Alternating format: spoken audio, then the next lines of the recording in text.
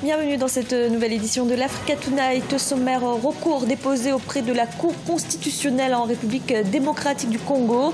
Des députés et sénateurs ont adressé une requête contre la loi électorale qui viole selon eux certaines dispositions de la Constitution.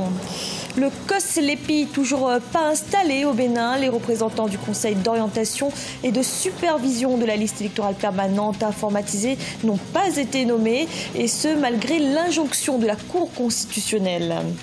Et l'inspection de la Confédération africaine de football se poursuit au Cameroun. Sur les sites qui devront accueillir la CAN 2019, une partie des infrastructures est toujours en construction, mais le gouvernement se veut rassurant et la population se dit confiante.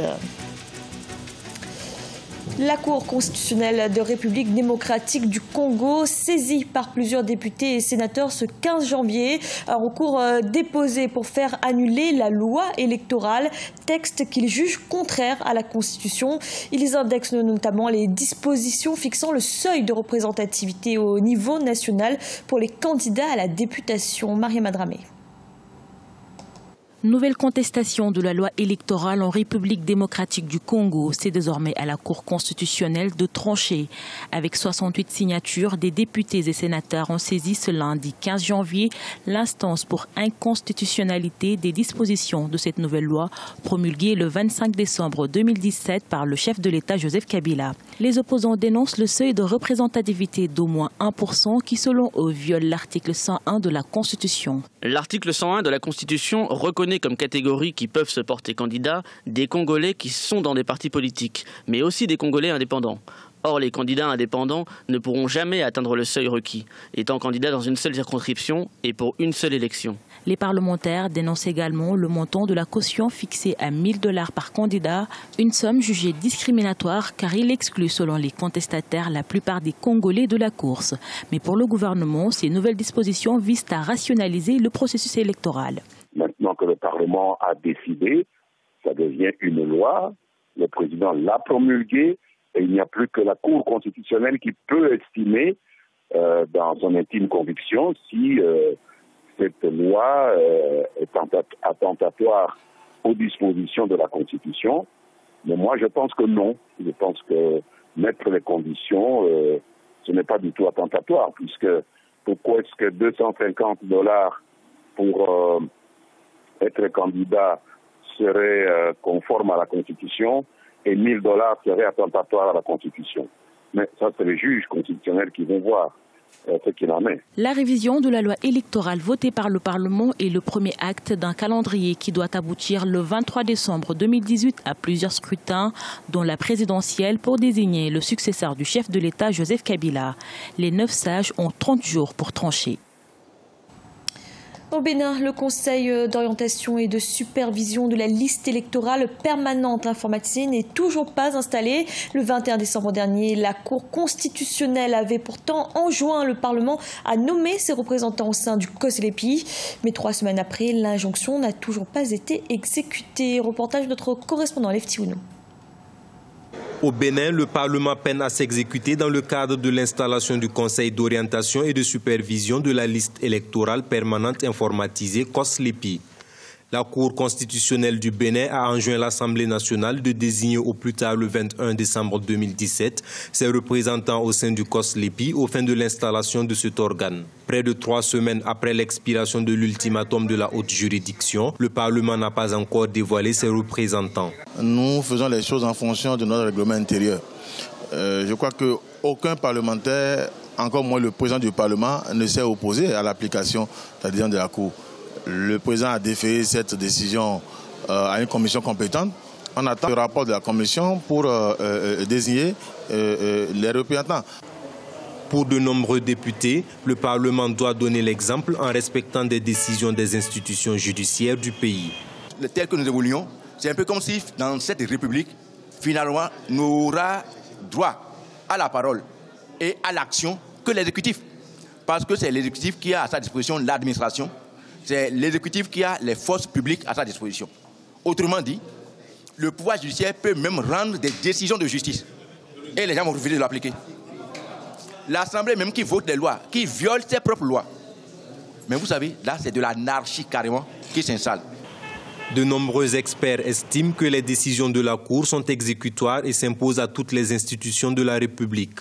Un citoyen a d'ailleurs assigné le président de l'Assemblée nationale, Adrien Mbedji, aux fins de le contraindre à exécuter la décision de la Cour avec astreinte de 100 millions de francs CFA par jour de non-exécution de la décision. Quand on regarde justement les résistances qu'on peut observer de temps en temps à l'exécution des décisions de la Cour, on se rend compte que les pères de la Constitution ont vraiment bien fait en donnant autant de pouvoir à la Cour parce que ils savent très bien comment est-ce que nos acteurs politiques et comment notre société fonctionne. Dans un communiqué en date du 12 janvier 2018, le secrétaire administratif de l'Assemblée nationale a indiqué que le dossier est en cours de traitement conformément au règlement intérieur de l'institution. Rappelons que la loi sur l'installation du COSLEPI est toujours en vigueur. Cet organe aurait dû être installé le 1er juillet 2017 pour finir son mandat le 31 janvier 2018.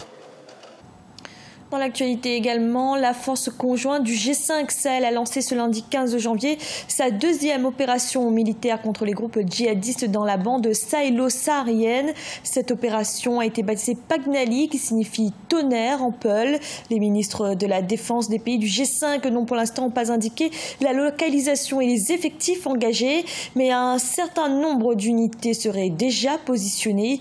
Pour rappel, la force du G5 Sahel réunit les forces du Niger, du Mali, du Burkina Faso, de la Mauritanie et du Tchad.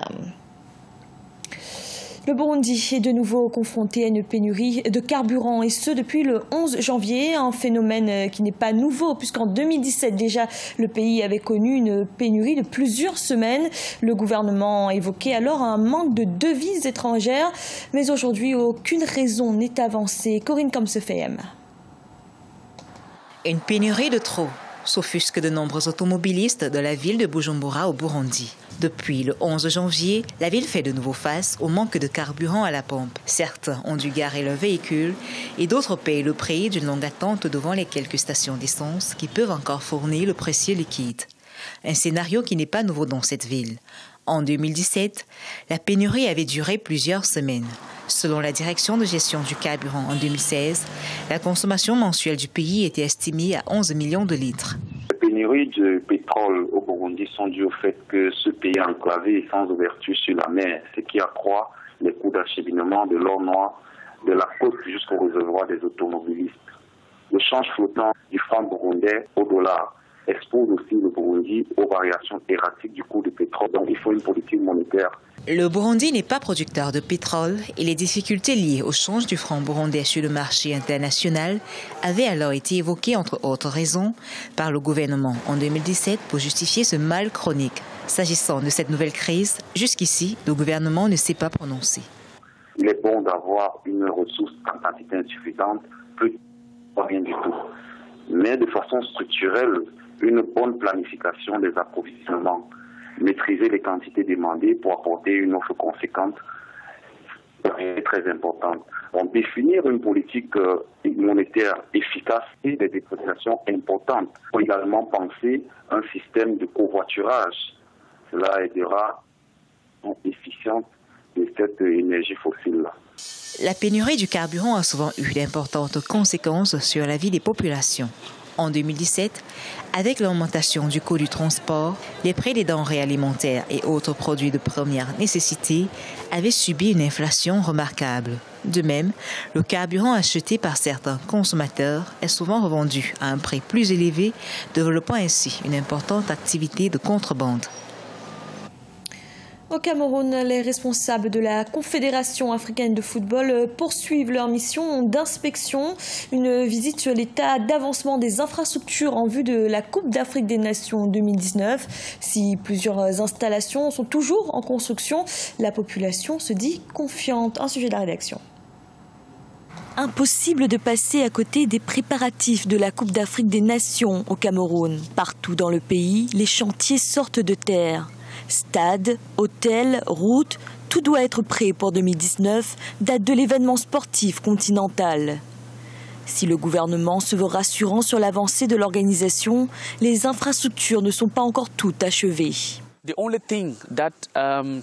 La seule chose qui met la pression sur le gouvernement camerounais, ce sont les autres installations, pas les stades. Nous avons les établissements de santé, nous avons les hôtels et nous avons les routes. Mais certaines routes sont mauvaises et doivent encore être améliorées, surtout vers les nouveaux sites.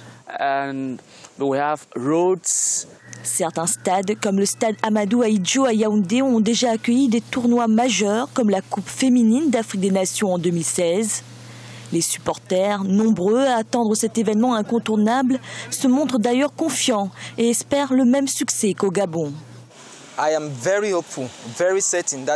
Je suis très confiant et vraiment certain que le Cameroun sera l'hôte. Nous l'avons fait en 2016 lorsque le Cameroun a accueilli la Coupe féminine d'Afrique des Nations. Nous sommes certains que le pays sera prêt. Dans tout juste un an, nous serons prêts. Pour moi, ce serait une surprise si le Cameroun n'héberge pas la CAN, car je connais ce pays. Je connais l'histoire de ce pays. C'est un pays réputé pour ses réussites. Le souvenir de Gabon 2017 est aussi là pour le démontrer.